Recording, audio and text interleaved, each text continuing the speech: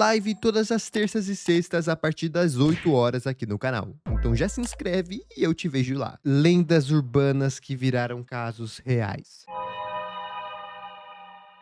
Eu curto muito lendas urbanas, tá ligado? Tem algumas bem loucas, principalmente lá do Japão. Se você for ver, tem muitos vídeos sobre isso, tá ligado? Um mais louco que o outro. E aí eu quero ver como assim lendas urbanas que viraram casos reais.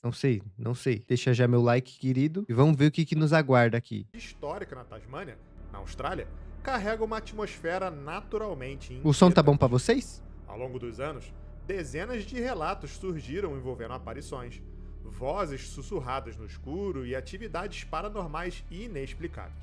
Histórias contadas tanto por moradores quanto por turistas. Grande parte desses relatos foi desacreditada, seja por falta de provas, seja por puro sensacionalismo. No entanto, uma dessas histórias parece conter um fragmento perturbador de verdade. Entre o fim dos anos 80 e meados da década de 90, rumores começaram a se espalhar sobre uma casa em West Hobart, dita tão assombrada que fazia com que seus moradores enlouquecessem. A notícia provocou alvoroço. Olha que doideira. Os vizinhos se afastavam, evitavam até mesmo passar pela calçada. O medo era real. E então, finalmente, as autoridades se envolveram. E o que encontraram foi surpreendente. Os moradores da casa realmente apresentavam sinais de delírio, confusão mental e comportamentos irracionais. Oxi, Mas não havia fantasmas ali. Pelo menos não do tipo que se esperava. era só O loucos. verdadeiro causador da maldição era algo mais sutil e sinistro. Uma planta chamada datura, crescendo silenciosamente sobre a casa. Com o passar dos meses, Caraca, uma planta consegue fazer tudo isso, mano? talvez anos, as folhas dessa planta caíam dentro da cisterna que abastecia a casa com água da chuva. Sem saber, a família estava ingerindo microdoses de uma substância altamente alucinógena todo santo dia. A datura, também Caraca. conhecida como erva do diabo, trombeta de anjo ou pepino do diabo, Que pertence à isso? família das plantas noturnas. Ela é visualmente inofensiva, com flores grandes e belas. Mas por dentro, carrega um veneno psicoativo fortíssimo. Me diz aí, quem do chat aqui morreria por uma planta dessa? Mano, pode ter certeza, você tá andando ali no jardim de boa. Nossa, que dia bonito, que dia lindo. Aí você olha pro lado e tem essa flor. Aí você fala, eu não sou muito da natureza, mas eu vou dar uma cheiradinha nela. Aí você vai, se aproxima, dá aquela fungada. Esquece, dog, esquece. Você vai virar camisa de saudade. Ela era usada por tribos indígenas em rituais de passagem e também por sacerdotes astecas em sacrifícios humanos. Que Na isso? religião voodoo do Haiti, a mesma planta compõe fórmulas que supostamente causam um estado zumbi. Em doses pequenas, a datura provoca confusão, alucinações visuais e perda de noção do tempo. Em doses maiores, pode levar a paralisia, coma e até a morte. Na casa de West Hobart, o que parecia ser um Caraca, e essa imagem aqui, mano, eu saía correndo. caso clássico de assombração era, na verdade, um lento envenenamento espiritual, provocado não por espíritos, mas por uma toxina invisível escorrendo pela torneira. Mano, o pior é que eu acho que muitas lendas urbanas, né, esses casos assim que a gente ouve de histórias que passaram de geração em geração, muitas das vezes é um mal entendido, né? Tipo, só aconteceu algo extremamente bizarro, específico e as pessoas só vão fazendo aquele negócio lá do telefone sem fio, tá ligado? Só distorce mais a história. Se você voltasse no tempo para Staten Island nos anos 70, não demoraria muito para ouvir um nome sussurrado com receio entre os moradores: Cropsey. A lenda urbana dizia que Cropsey era um sequestrador de crianças. Um homem deformado, com ganchos no lugar das mãos, cicatrizes profundas e queimaduras grotescas que cobriam seu rosto e corpo. Ele Caraca. vagava pelas florestas da ilha, raptando crianças como uma forma doentia de lidar com a perda do próprio filho. A Parece o história parecia absurda. Homem do Conto Saco. criado por pais preocupados para manter seus filhos longe das florestas. Mas, como tantas outras lendas, havia algo escondido por trás da fantasia. Algo terrivelmente real. Nos anos 80, crianças começaram a desaparecer de verdade em Staten Island. E o nome Cropsey deixou de ser apenas uma lenda para ganhar um rosto. André Rand. Rand nasceu em Manhattan Já em tem cara de louco mesmo. 1944. No final da década de 60, mudou-se para Staten Island e passou a trabalhar no temido Willowbrook, uma escola estadual conhecida por abusos e negligência contra crianças com deficiência. Em 1969, foi preso por tentar atacar uma menina de 9 anos, mas cumpriu pena e foi solto pouco mais de um ano depois. Caraca, aí que não dá, mano. O cara é pego no ato tentando atacar uma menina de 9 anos e um ano depois o cara é solto, velho. Infelizmente, a paz nunca retornou a Staten Island. Logo após sua liberação, relatos de desaparecimentos voltaram a surgir. Entre eles, o de Alice Pereira, uma garotinha de 5 anos que sumiu sem deixar vestígios. Durante os anos seguintes, outras crianças desapareceram sob circunstâncias semelhantes. Rand era sempre o último a ser visto com elas, mas nunca havia provas suficientes para mantê-lo atrás das grades por muito tempo. Foi só em Caraca, 1987, que foto é essa, mano? com o desaparecimento de Jennifer Schweiger, uma menina de 12 anos com síndrome de Down, que a situação começou a mudar. O corpo de Jennifer foi encontrado enterrado perto de onde Rand vivia. Pela primeira vez, havia uma conexão inegável e, em 1988, André Rand foi condenado à prisão perpétua. Ai, Durante os anos seguintes, novas provas o ligaram a outros casos de crianças desaparecidas, e em 2004 ele foi condenado novamente pelo sequestro de Holly Ann. Isso garantiu que ele permaneceria preso ao menos até 2037, quando teria 93 anos. A lenda de Cropsey era real. Ele andava pelas ruas, mas não com ganchos ou queimaduras.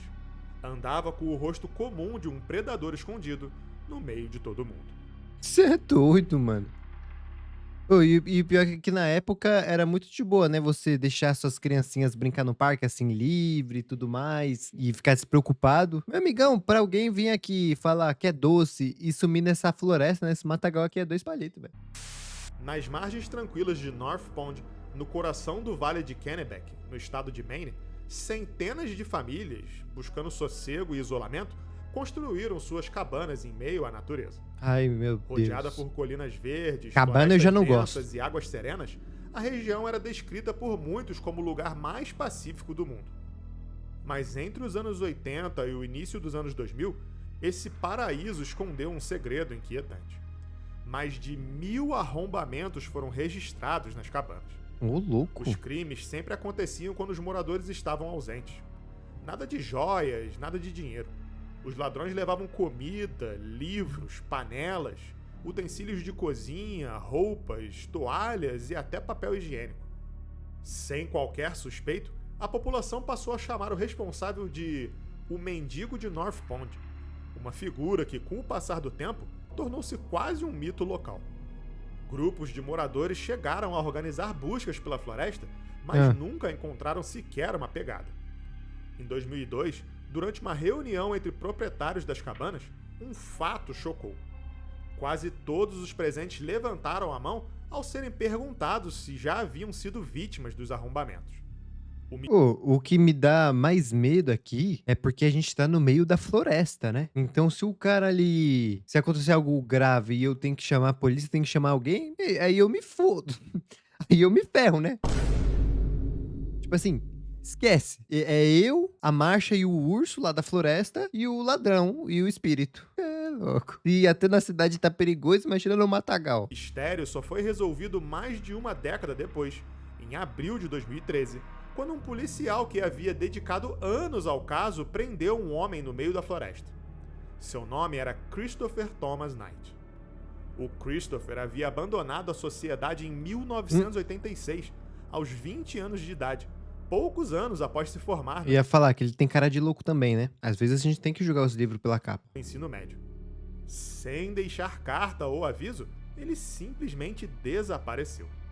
Durante 27 anos, viveu completamente sozinho em uma barraca de nylon, sem aquecimento, sobrevivendo apenas dos itens que roubava das cabanas próximas. Ele Olha a base suportou dele. invernos com temperaturas de até menos 20 graus, sem jamais acender uma fogueira. Isso tudo para não ser descoberto. Ele caminhava apenas à noite, usava gambiarras para abafar os passos e não teve uma única conversa com outro ser humano em quase 3 décadas, exceto por uma vez, quando murmurou um oi para um caminhante que cruzou seu caminho. Quando foi levado à delegacia, parecia não saber mais como se comunicar. Sentia vergonha.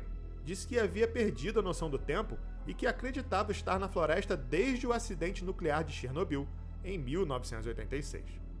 Seus únicos pertences pessoais eram os óculos, os mesmos que usava no anuário do colégio. Isso daqui é outra coisa, rapaziada. Esses óculos assim, mano, tem até rapaziada falando, esses óculos aqui é de serial killers, esses óculos aqui é coisa de doido. Mano, se você for perceber, tem vários que usam esse mesmo modelo de óculos. Já não dá pra gente levar como um sinal? Você vê que o cara é estranho. Você tá no meio da floresta com ele, e ele ainda por cima tá com esse óculos? Meu amigo, isso aqui é strike. Corre que não vai dar bom, velho. Não vai dar bom. Anuário do colégio. Todo o resto, de roupa íntima ao casaco, era fruto dos arrombamentos. Em 2013, Knight foi condenado a 7 meses de prisão. Depois disso, simplesmente desapareceu da vista pública. A polícia acredita que ele esteja vivendo uma vida tranquila e discreta em alguma parte rural do Maine. Não. Quero não, obrigado. Nos anos 80 e 90, moradores do noroeste da Inglaterra começaram a contar uma história cada vez mais esquisita e perturbadora. Nossa, é tudo nos anos 90, né, velho? Boatos sobre um homem chamado Purple aqui, uma figura musculosa, de pele escura e comportamento profundamente imprevisível. Segundo os relatos, ele caminhava pelas ruas de Liverpool e arredores em busca de jovens fortes, especialmente jogadores de rugby e rapazes musculosos. E então fazia um pedido. Posso tocar seus músculos? O pedido, à primeira vista, parecia apenas estranho. Mas havia algo na forma como ele tocava. Nossa, mano. Imagina um cara que, quase 2 metros de altura chega pra você e falar: posso tocar em seus músculos? Meu mano, eu não tenho músculo, tá? Mas eu saio correndo o mais rápido possível. Eu não levo como elogio, eu não levo como nada, não. Na intensidade do toque, no tempo prolongado demais. Purple aqui não se contentava apenas em tocar. Ele apertava os músculos por longos segundos, fazia os rapazes se abaixarem para sentir suas coxas e pedia para que posassem como fisiculturistas. Em alguns casos, até oferecia dicas de nutrição e treino. Que esse é o coach. Inicialmente, muitos achavam que se tratava apenas de um personagem excêntrico, um boato espalhado por adolescentes em tom de zoação. Mas com o tempo, a figura lendária revelou-se real. Seu nome verdadeiro? Akin Whale. Nossa, olha esses olhos. Viajava frequentemente de trem, carregando uma sacola plástica, e abordava rapazes em várias cidades da Inglaterra com o mesmo pedido. Seu rosto apareceu diversas vezes em jornais locais. Apesar da bizarrice, durante muito tempo ele foi acusado apenas de assédio. Até que algo terrível aconteceu. Bicho. Em 1986, o jovem Gary Kelly, de apenas 16 anos, voltava da escola quando foi abordado por Purple aqui. Assustado com a abordagem, o Gary fugiu. Dias depois, enquanto nadava em uma piscina pública, ele percebeu que o Aki o estava observando. Em pânico, ele correu para a estação de trem, tentando escapar pelos trilhos. Ele acabou tocando em um dos trilhos energizados e morreu eletrocutado. Nossa! Purple aqui foi condenado por homicídio culposo e assédio a 14 meninos diferentes. Ele cumpriu 2 anos e meio de prisão, mas recorreu alegando racismo no julgamento. E, surpreendentemente, foi absolvido por falta de provas diretas de culpa. Meu Deus do céu. Caramba, então da próxima vez eu vou falar: senhor, meritíssimo, e daí que eu acabei finalizando 15 pessoas brutalmente? É por causa da minha cor de pele? É por causa disso que você tá querendo fazer isso? É perseguição? Que isso? Mas o padrão de comportamento continuou. Entre 1988 e 2006, ele foi preso diversas vezes por reincidir em sua obsessão. Em 2003, ele foi acusado de mais de 15 casos de assédio e intimidação de testemunhas, recebendo a pena de 6 anos de prisão. Quando solto, infringiu novamente as restrições e foi preso outras 2 vezes, em 2010 e em 2015.